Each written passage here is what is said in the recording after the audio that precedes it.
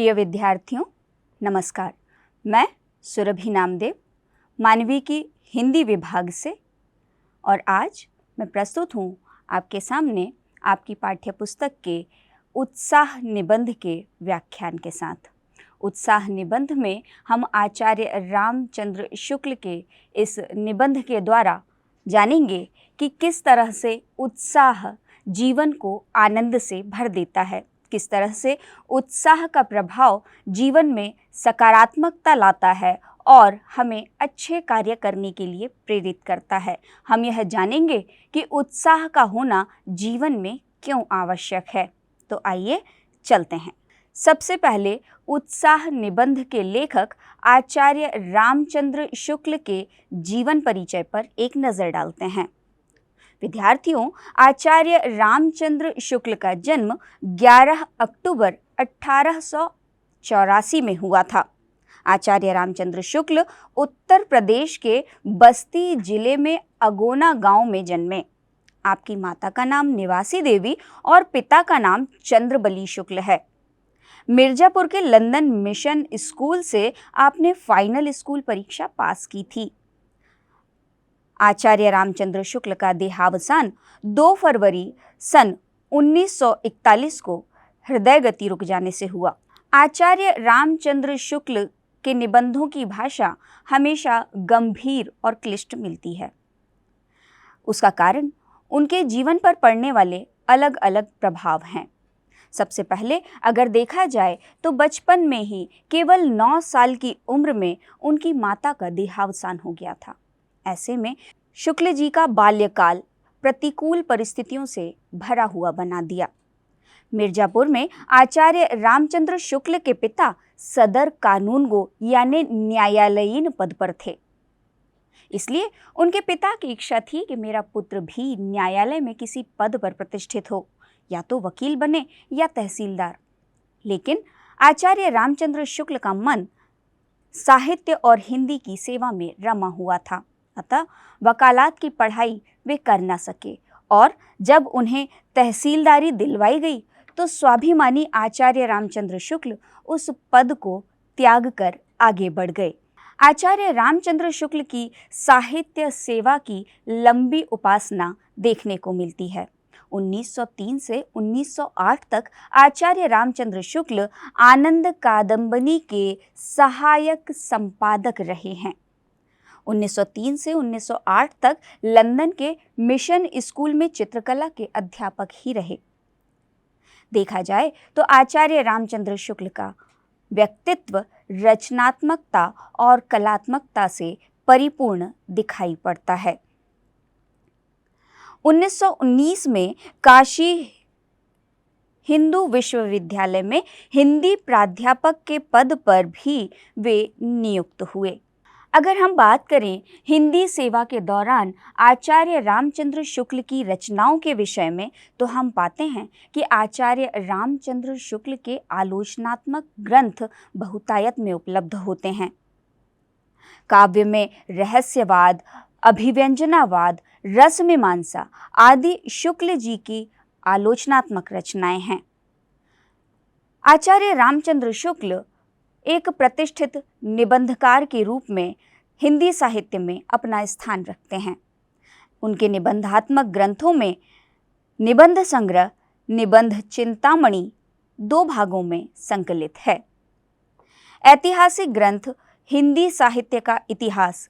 जब भी प्रतियोगी परीक्षाओं की बात करते हैं और हिंदी विषय उस प्रतियोगी परीक्षा का मुख्य अंश होता है, तब अगर हिंदी साहित्य का इतिहास किसी साहित्यकार के माध्यम से हम पढ़ना पसंद करते हैं तो पहला नाम आता है आचार्य रामचंद्र शुक्ल का। हिंदी साहित्य में आचार्य रामचंद्र शुक्ल की जो भाषा शैली है वह बड़ी ही प्रतीकात्मक है। इतनी सुंदर और गंभीर भाषा शैली समीक्षक के रूप में आचार्य रामचंद्र शुक्ल को सहर्ष सहजता से साहित्य जगत स्वीकार करता है। गंभीर विषयों के वर्णन में जहां आचार्य रामचंद्र शुक्ल के निबंधों की भाषा क्लिष्ट मिलती है, वहीं व्यवहारिक और मनोवैज्ञानिक निबंधों में उनकी भाषा व्यवहारिक भाषा में बदल जाती है। चूंकि आचार्य रामचंद्र शुक्ल समीक्षा एवं आलोचना के प्रमुख साहित्यकार थे, इसलिए उनकी भाषा शैली में आलोचनात्मक शैली भी दृष्टिगत होती है। गवेषणात्मक शैली और भावात्मक शैली भी आचार्य रामचंद्र शुक्ल के साहित्य में परिलक्षित होती है। विद्यार्थियों, जब हम बात कर रहे हैं निबंध की और हम अपने पाठ्यक्रम में इस उत्साह निबंध को पढ़ रहे हैं जो आचार्य रामचंद्र शुक्ल के द्वारा लिखा गया है, तो क्यों ना हम जानें कि निबंध क्या होता है। अलग अलग विद्वानों ने निबंध की कई परिभाषाएं दी हैं। आचार्य रामचंद्र शुक्ल कहते हैं कि गद्य कवियों की कसौटी है, तो निबंध गद्य की कसौटी है। निबंध कई प्रकार के होते हैं। वर्णनात्मक निबंध, विवरणात्मक निबंध, भावात्मक निबंध और आलोचनात्मक निबंध। विद्यार्थियों, आइए निबंध को समझने के बाद हम आपके पाठ्यक्रम में शामिल उत्साह निबंध को विस्तार से समझते हैं। उत्साह निबंध एक भावनात्मक निबंध है। निश्चित तौर पर उत्साह आपके अंदर छुपा हुआ एक भाव है। जब आप अपनी रुचि के अनुसार कोई कार्य को करते हैं, तब आप बाधाओं का परिचय लिए बिना ही, उनकी चिंता किए बिना ही उत्साह के साथ ज़्यादा लगन और मेहनत से अपने लक्ष्य को प्राप्त करने के लिए आगे बढ़ते हैं। इसलिए कहा गया है कि उत्साह भावनात्मक निबंध है। उन्होंने कहा कि जैसे दुख का मूल कारण डर और अभाव होता है, स्वाभाविक सी बात है, जब भी हम दुखी होते हैं, जब भी हम परेशान होते हैं, तो उसका मुख्य कारण होता है या तो हम किसी चीज़ से डर रहे हैं कि कहीं हमारा बोला हुआ झूठ ना सामने आ जाए या हमारा किया हुआ गलत किसी के सामने ना आ जाए। तो या तो हम डरते हैं तब दुखी होते हैं, या फिर हमारे पास किसी तरह का अभाव होता है तब हम दुखी होते हैं। तो जिस तरह दुख का मूल कारण अभाव या डर है, उसी तरह जब हम प्रसन्न और आनंदित होते हैं तब हम उत्साह से भरे होते हैं। और हम प्रसन्न कब होते हैं? जब हम अपनी रुचि के अनुसार कार्य करते हैं। जब हम उत्साहित होते हैं तब पूरी लगन से लक्ष्य की ओर बढ़ते हैं। जैसा कि पहले भी हमने कहा कि जब आप अपनी रुचि का कार्य करते हैं तब आप प्रसन्न होते हैं, आपको मज़ा आता है उस कार्य को करने में। और जब आप पूरी रुचि के साथ उस कार्य को करते हैं तो कितनी भी मेहनत क्यों ना करना पड़े, आप उस काम को करने के लिए लगातार आगे बढ़ते रहते हैं, हर बाधा को पार करने के साथ। अपने कर्म के साथ निर्धारित लक्ष्य की ओर बढ़ने के लिए जब हम कठिनाइयों को पार करने का साहस दिखाते हैं, तब हम आनंद से भरपूर होते हैं। हमें लगता है कि हमने इन कठिनाइयों को कैसे सहजता से पार कर लिया, कैसे उत्साह के साथ पार कर लिया। और जब हम प्रसन्न होकर सकारात्मकता के साथ कोई कार्य करने के लिए आगे बढ़ते हैं, तब निश्चित रूप से हम उस कार्य में सफलता प्राप्त करते हैं। साहित्य के अनुसार उत्साह के भेद होते हैं। भेद यानी प्रकार। आपका उत्साह अलग अलग तरह का हो सकता है और उस उत्साह के अलग अलग प्रकार का कारण होता है आपके अंदर किसी भावना के स्थायी या संचारी भाव का प्रचार या प्रसार होना।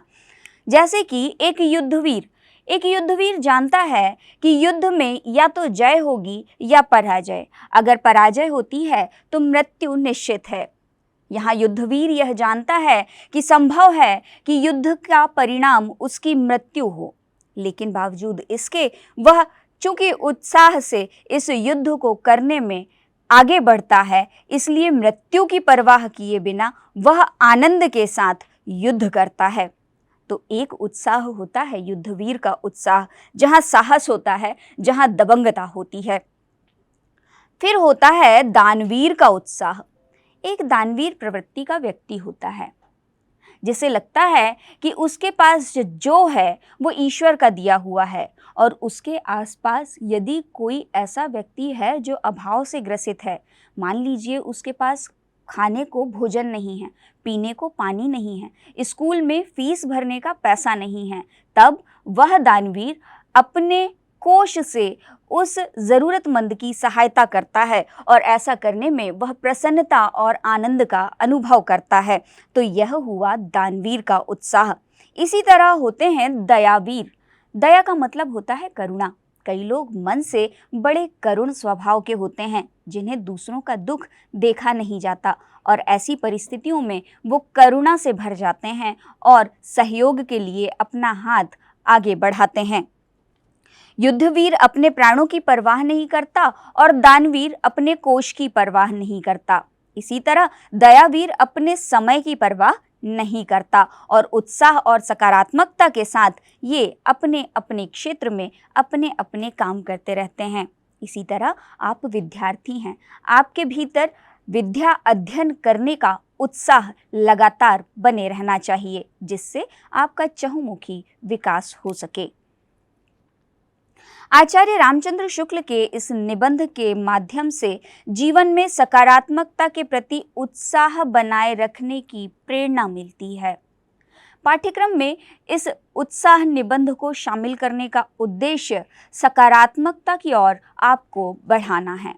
यदि आप सकारात्मक होंगे, यदि आप उत्साह से भरे हुए होंगे, तो आपको अपने जीवन में आने वाली कठिनाइयां भी आसान लगने लगेंगी और आप अपने कठिन परिश्रम के साथ, रुचि के साथ, उत्साह के साथ, सकारात्मकता के साथ अपने लक्ष्य को प्राप्त कर सकेंगे।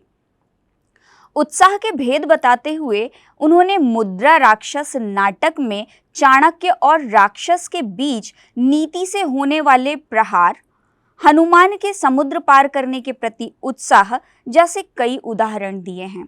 जैसे कि उत्साह को समझने के लिए, समझाने के लिए जब आचार्य रामचंद्र शुक्ल ने इस निबंध में उदाहरण देना शुरू किए, तो उन्होंने चाणक्य एक गुरु थे, आप सभी ने उनका नाम अवश्य सुना होगा।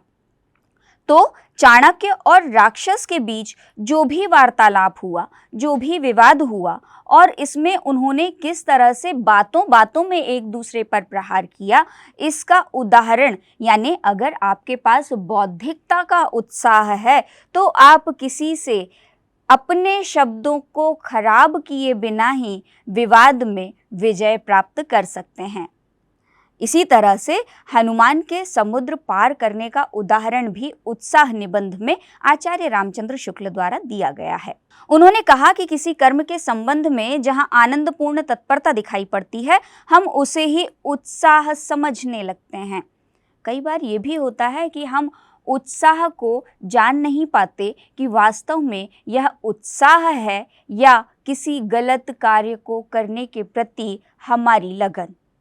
तो याद रखें कि आप जब भी सकारात्मकता के साथ आगे बढ़ें और सभी से चर्चा करने का विषय आपकी लगन, आपकी मेहनत और आपका परिश्रम हो, तब यह उत्साह सकारात्मक उत्साह है। लेकिन यदि किसी गलत कार्य को करने की प्रेरणा आपके अंदर है, तो निश्चित मानिए कि यह उत्साह नहीं है। इस निबंध के माध्यम से आचार्य शुक्ल ने जीवन में उत्साह और आनंद का महत्व बताते हुए कर्म में सकारात्मकता के साथ लगे रहने की प्रेरणा दी है। निश्चित रूप से उत्साह का यह निबंध आपके पाठ्यक्रम में शामिल करने का उद्देश्य यही है कि आप विद्यार्थियों के भीतर उत्साह, सकारात्मकता, रचनात्मकता, कलात्मकता और रुचि बनी रहे, बढ़ती रहे, ताकि आप अपने दीर्घायु जीवन में किसी भी लक्ष्य को प्राप्त करने के पहले कठिनाइयों पर विचार करने की बजाय चुनौतियों को जीतने पर विचार करें। जब हम कर्म प्रधान हो जाते हैं, देखिए यहाँ पर निबंध में बताया गया है आचार्य रामचंद्र शुक्ल के द्वारा कि जब आप अपने कार्य को करने के प्रति दृढ़ प्रतिज्ञ हो जाते हैं, जब आप कर्म करते हुए फल की इच्छा नहीं करते और अपने कर्म में लगन के साथ, परिश्रम के साथ रत रहते हैं, तब आपका उत्साह, आनंद दिनों दिन बढ़ता रहता है।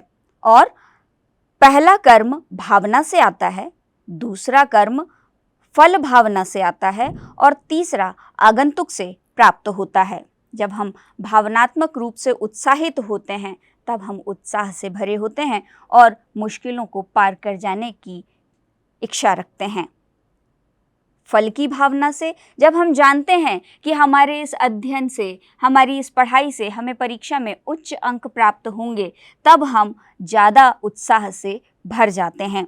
और तीसरा आगंतुक से, घर में आने वाले अतिथि कभी कभी तो ऐसे होते हैं कि लगता है अतिथि तुम कब जाओगे, लेकिन कभी कभी ऐसे होते हैं कि हम कहते हैं कि कृपया कर आप कुछ दिन और रुकिए। तो इस तरह से उत्साह इन 3 कारणों से हमारे भीतर बढ़ता रहता है। और आइए अंत में हम इस उत्साह निबंध के सार पर एक नज़र डालते हैं। कर्म के मार्ग पर आनंदपूर्वक चलता हुआ उत्साही व्यक्ति यदि लक्ष्य तक ना भी पहुंचे तो भी उसकी दशा कर्म ना करने वाले की अपेक्षा अच्छी होती है। यहाँ यह बताया गया है कि अगर आपने करने के लिए प्रयास किया है, पाने के लिए प्रयास किया है और आपने प्राप्त नहीं किया, तो भी आप इस बात से संतुष्ट होंगे कि आप उस दौड़ में शामिल तो हुए, आपने हिम्मत तो दिखाई, बजाय उसके जो उस दौड़ में शामिल होने के पहले ही डर कर बाहर हो गया। उत्साह से किए गए कार्य का फल भी आनंद देने वाला होता है। निश्चित रूप से जब आप अपनी रुचि के अनुसार किसी कार्य को करते हैं, किसी काम को करते हैं, तब आप ज़्यादा उत्साह से भर जाते हैं और नई चुनौतियां लेने के लिए तैयार हो जाते हैं। उत्साह निबंध में इतना ही। धन्यवाद।